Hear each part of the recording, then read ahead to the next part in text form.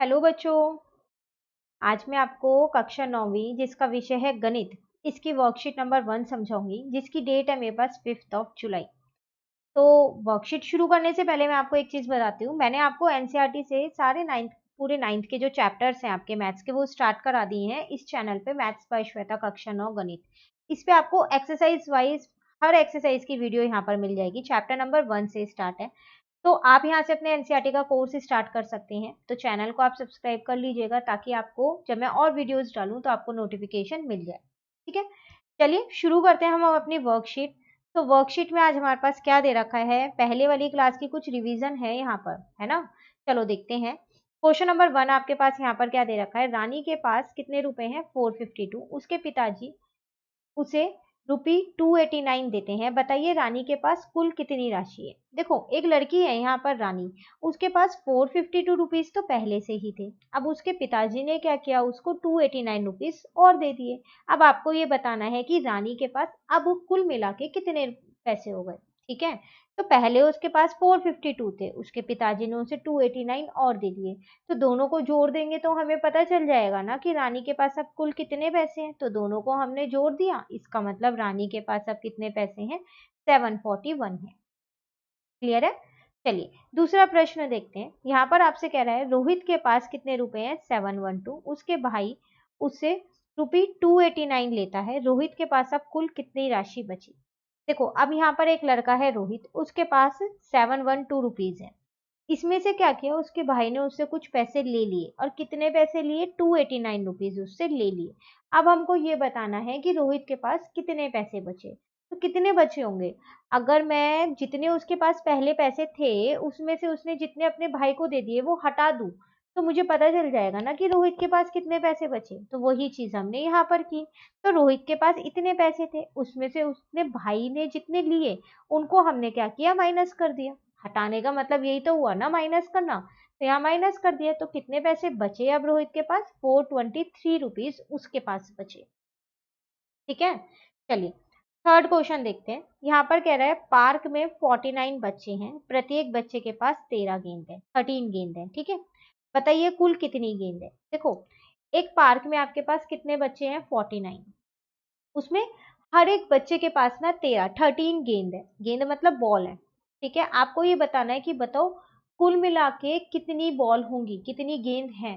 तो एक बच्चे के पास कितनी है, यहाँ पर 13 है, और मुझे कितने बच्चों की निकालनी है, 49 बच्चों की। तो कैसे निकालें, जब एक के पास 13 है तो 49 के पास कितनी होगी। अगर हम 49 को 13 से मल्टीप्लाई कर देंगे तो पता चल जाएगा ना कि कितनी गेंद होंगी। वही चीज हमने यहाँ पर की। पहले हमने लिख दिया कि पार्क में 49 बच्चे हैं, प्रत्येक बच्चे के पास 13 गेंद है। यहाँ पर गुना किया और ये मेरा आंसर आ गया। तो इसका मतलब कुल गेंद कितनी है, 637 मेरे पास कुल गेंद है। ठीक है, चलिए क्वेश्चन नंबर 4 देखते हैं। सोनू के पास 1014 सेब है, 1014 सेब है सोनू के पास। सोनू उन सेबों को 3 बाय 3 की पंक्तियों में लगाना चाहता है। मतलब सोनू क्या करना चाहता है, इन सेबों को ना 3 रो बनाना चाहता है और उसके अंदर रखना चाहता है। ठीक है, पंक्तियां मतलब ऐसे, अगर मैं यहाँ बना के दिखाऊंगा ना, ऐसे इनके अंदर रखना चाहता है। अब बताइए कि हर एक पंक्ति में वो कितने सेब रखे, कि सारे सेब भी खत्म हो जाए और तीनों रो में, ये तीनों पंक्ति में भी लग जाए। कैसे पता चलेगा, देखो कुल सेब उसके पास है 1014। कितनी पंक्तियां हैं, 3 ही पंक्तियां हैं, तो एक पंक्ति में कितने लगाएंगे। अगर हम 1014 को 3 से डिवाइड कर देंगे तो हमें पता चल जाएगा कि एक पंक्ति में कितने सेब लगेंगे। फिर हम तीनों पंक्ति में उतने सेब लगा देंगे और हमारे सेब खत्म हो जाएंगे, पंक्ति में लग भी जाएंगे। ठीक है ना, तो वही चीज हमने यहाँ की। जब हमने डिवाइड किया तो हमारा आंसर आया 338। इसका मतलब एक पंक्ति में आप कितने सेब रखोगे, 338। अब तीनों पंक्ति में इतने इतने रखोगे ना, इसमें भी 338 रखोगे आप, इसमें भी और इसमें भी, और आपके सेब यहाँ पर खत्म हो जाएंगे फाइनली। 1014, 1014 सेब इन 3 पंक्तियों में लग जाएंगे।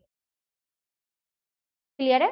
तो ये तो वो क्वेश्चन थे जिनका हल आपको दे रखा था। अब कुछ ऐसे क्वेश्चन भी है जिनका हल आपको खुद से करना है।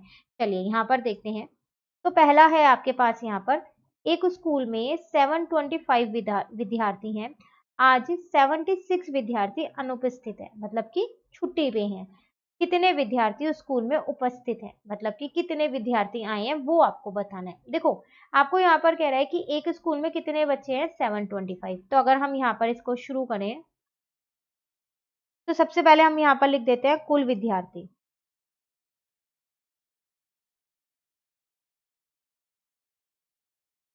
तो कुल विद्यार्थी हैं हमारे पास 725। ठीक है, इसमें से कितने विद्यार्थी ऐसे हैं जो आज छुट्टी पे हैं, 76 विद्यार्थी हैं। तो यहाँ पर लिखते हैं हम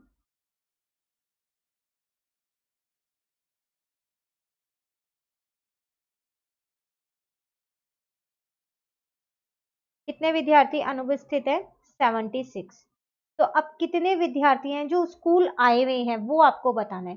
तो अगर कुल विद्यार्थी में से जो विद्यार्थी नहीं आए उनको मैं हटा दूंगी तो मेरे पास वही वाले विद्यार्थी तो बचेंगे जो स्कूल आए हैं। तो हटाने का मतलब क्या होगा, उसमें से माइनस कर दो, तो कर दो माइनस यहाँ पर। तो क्या आ जाएगा आपके पास,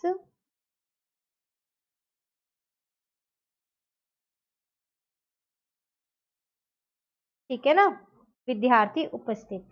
तो जब आप माइनस करोगे तो आपका कितना आएगा, 649। तो ये आपका आंसर। ठीक है, चलिए क्वेश्चन नंबर 2 देखते हैं। फिर यहाँ पर एक स्कूल के बारे में दे रखा है, एक स्कूल में 24 विद्यार्थी अनुपस्थित है। इस बार अभी आपको यही बता रखा है कि कितने विद्यार्थी नहीं है स्कूल में इस टाइम पे, 24। कुल उपस्थित छात्र ये भी दे रखे हैं इस बार तो, कि कितने छात्र आए हैं स्कूल में, 726। स्कूल में पढ़ने वाले कुल विद्यार्थी कितने होंगे, इस बार आपको कुल विद्यार्थी निकालना है। ऊपर वाले क्वेश्चन में आपको कुल विद्यार्थी दे रखे थे, कितने बच्चे हैं, कितने बच्चे छुट्टी पे हैं वो भी दे रखे थे, और कितने बच्चे आए हैं वो आपको निकालना था। दूसरे वाले क्वेश्चन में आपको ये दे रखा है कि कितने बच्चे छुट्टी पे हैं और कितने बच्चे आज आए हैं वो दे रखा है। ये बताना है कि कुल विद्यार्थी कितने हैं।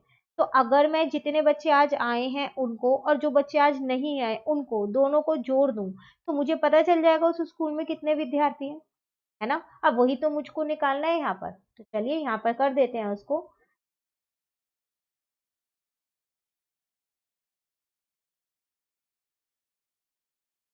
तो विद्यार्थी अनुपस्थित कितने हैं यहाँ पर, वो है आपके पास 24।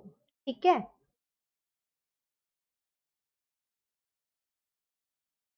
और विद्यार्थी उपस्थित कितने हैं यहाँ पर, वो है आपके पास 726। दोनों को जोड़ देंगे तो पता चल जाएगा कि कुल विद्यार्थी हमारे पास हैं कितने।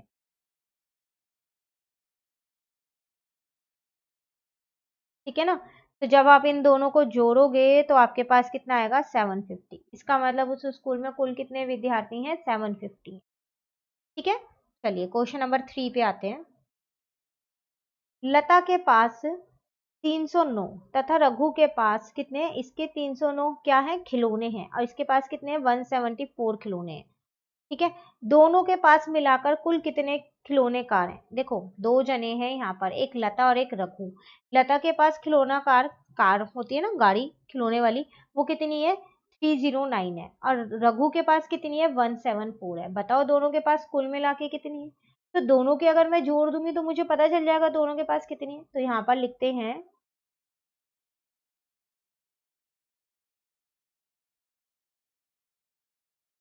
खिलौना कार,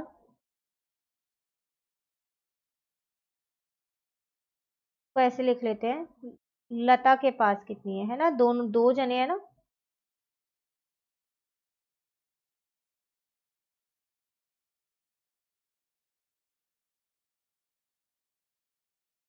कितनी है लता के पास, वो है 309। ठीक है, और दूसरा कौन था, रघु।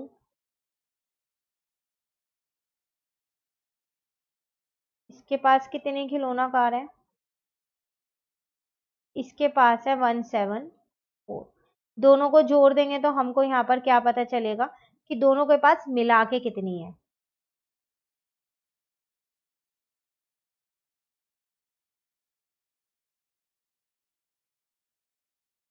ठीक है ना, दोनों के पास। तो अब आप क्या करो, बस इसको जोड़ दो तो कितना आएगा यहाँ पर, 483।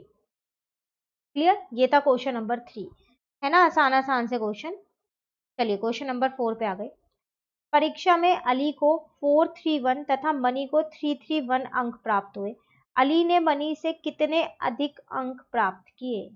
दो जने हैं यहाँ पर, एक अली और एक मनी, दोनों ने परीक्षा में अंक प्राप्त किए। देखने से ही पता चल रहा है कि अली के ज्यादा है, 431 है, और मनी के कितने हैं, 331 है। पता चल रहा है ना ज्यादा है। अब आपको ये बताना है कि अली के कितने ज्यादा नंबर हैं, वो आपको बताने हैं। ठीक है, तो कैसे बताएंगे हम वो, देखो अगर आप अली के अंक में से मनी के अंक को घटा दोगे तो आपको पता चल जाएगा कि अली के कितने ज्यादा है।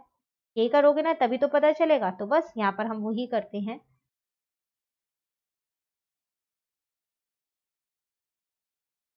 तो अली के कितने अंक है यहाँ पर, अली के अंक है 431, और मनी के कितने अंक है यहाँ पर, मनी के अंक है यहाँ पर 331। ठीक है, 431 इसके और 331 हमारे पास यहाँ पर इसके।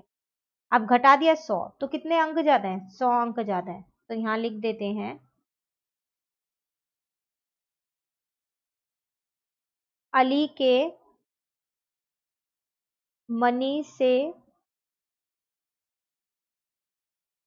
100 अंक ज्यादा है। ठीक है, या फिर अधिक है। ठीक है, चलिए क्वेश्चन नंबर 5 पे आते हैं। क्वेश्चन नंबर 5 है यहाँ पर, चुन्नी के पास 8 फूल है तथा मुन्नी के पास उससे 3 गुना फूल है। बताइए मुन्नी के पास कुल कितने फूल है। दो जने हैं यहाँ पर, एक चुन्नी और एक मुन्नी। चुन्नी के पास 8 फूल है और मुन्नी के पास क्या है, जितने भी चुन्नी के पास फूल है ना, उससे 3 गुना ज्यादा फूल है। अब आपको यही बताना है कि मुन्नी के पास है कितने फूल।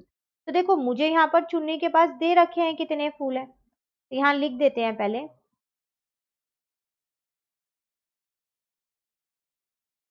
तो चुन्नी के पास कितने फूल है, यहाँ पर 8 है। तो मुन्नी के पास इसके 3 गुना है ना। तो 3 गुना, गुना का मतलब 8 को 3 से गुना कर दूंगी तो मुझे पता चल जाएगा कि मुन्नी के पास कितने हैं। वही चीज मैं यहाँ कर देती हूँ। तो मुन्नी के पास कितने फूल होंगे, इसको 3 से गुना कर दो, तो आपके पास कितना आ गया, 24। इसका मतलब मुन्नी के पास कितने फूल है, 24 फूल है। ठीक है, चलिए क्वेश्चन नंबर 6 पे आते हैं। यहाँ आपसे कह रहा है एक पोशाक 3 अलग अलग माप तथा 4 अलग अलग रंग में बनाई गई है। बताइए कुल कितनी पोशाक बनाई गई है। देखो एक पोशाक है, ड्रेस है एक, वो 3 अलग अलग माप में बनाई गई है, मतलब 3 साइज है उसके, होता है ना जैसे मीडियम स्मॉल लार्ज, होता है छोटा बड़ा, ऐसे 3 साइज है उसके। और रंग अलग अलग होते हैं सबके, ऐसी 4 अलग अलग रंगों में बनाई गई है। अब आप ये बताओ कि कुल कितनी पोशाक बनाई गई है। तो देखो एक जो माप होगा उसके 4 रंग है और 3 माप हैं, एक के 4 हैं, तो 3 के कितने होंगे, 12 ना। ठीक है, बस वही लिखना ही है आपको। तो कुल हमें पता चल गई कितनी पोशाक है, 12 पोशाक है। लिखेंगे कैसे यहाँ पर वो देखो।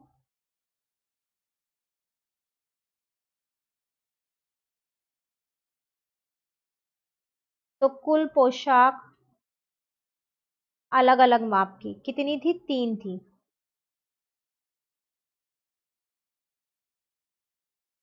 ठीक है, और कुल पोशाक अलग अलग रंगों की, तो वो कितनी थी, 4। ठीक है ना। अब आपको बताना है कितनी पोशाक बनाई गई। तो कुल पोशाक कितनी आएंगी, वो हो जाएंगी 12।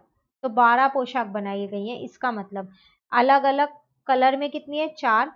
हर एक साइज के में 4 कलर आपको मिलेंगे। ठीक है, चलिए क्वेश्चन नंबर 7 पे आते हैं। यहाँ पर आपसे क्या कह रहे हैं, हमारे पास 5 6 7 पौधे हैं। रीता एक पंक्ति में 9 पौधे लगाती है। बताइए उसे कितनी पंक्तियों की आवश्यकता होगी। देखो अगर आप देखो तो ये पंक्ति वाला क्वेश्चन अभी आप ऊपर भी करके आए हो ना, जो वो सेब वाला था जिसमें 1014 सेब थे, उन्हें 3 पंक्तियों में लगाने थे, है ना। यहाँ पर आपको पौधे दे रखे हैं सेब की जगह। ठीक है, और यहाँ पर आपको ये बता रखा है कि एक पंक्ति में आपको 9 पौधे लगाने हैं। वहां पर आपको ये नहीं बता रखा था कि एक पंक्ति में कितने सेब लगाने हैं। वहां आपको पंक्ति दे रखी थी, 3 थी आप पे, लेकिन यहाँ पर पंक्तियां आपको निकालनी है कितनी है। ठीक है, तो सबसे पहली बात करेंगे कैसे इसको, सबसे पहले हम ये देखते हैं कि हमारे पास पौधे कितने हैं। तो कुल पौधे हमारे पास है यहाँ पर 5 6 7, और एक पंक्ति में कितने पौधे लगेंगे, 9 पौधे लगेंगे। ठीक है,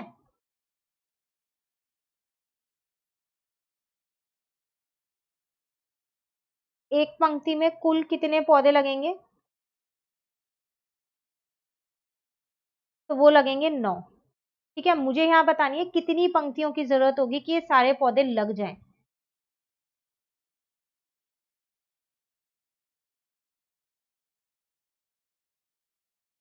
तो कुल पंक्तियों की आवश्यकता वो कितनी होगी?